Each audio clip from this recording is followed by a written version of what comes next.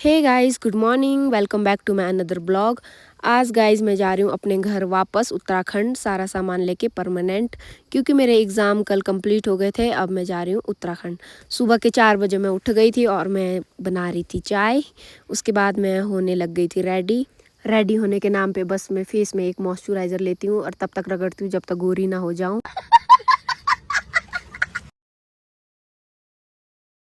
उसके बाद गई मैं अपनी स्कूटी गर्म करने, क्योंकि बहुत ज़्यादा ठंड हो चुकी थी, इसलिए मैं स्कूटी पहले से गर्म करने को रख देती हूँ। उसके बाद मैं अच्छे से रेडी हो जाऊँगी। सुबह हम 4 बजे उठे थे और देखो रेडी होते होते हमको 6:10 हो गए और अब भी हम चल रहे हैं घर से गाइस।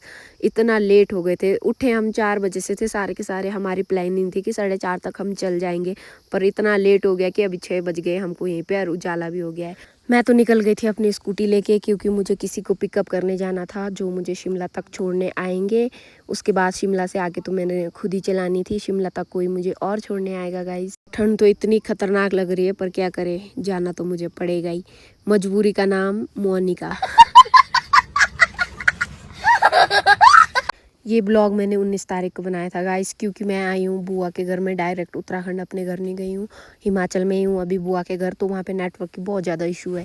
इस वजह से मैं अपना ब्लॉग अपलोड नहीं कर पा रही थी। तो आज मैं रोडू जाऊँगी मार्केट, फिर तो मार्केट जा ही रही हूँ, तो मैं ब्लॉग भी अपलोड करके आऊँगी, क्योंकि काफ़ी टाइम हो गया मैंने एक भी ब्लॉग नहीं डाला है।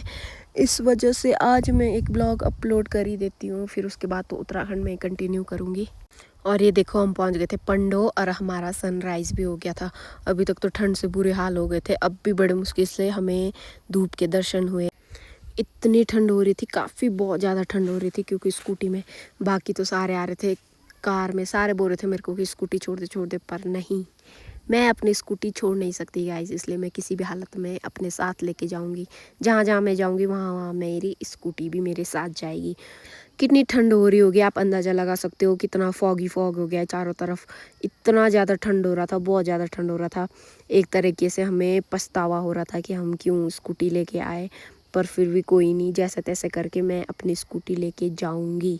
ऐसा मन कर रहा था कि ब्लॉग ना बनाऊं, पर बनाना तो पड़ेगा ही।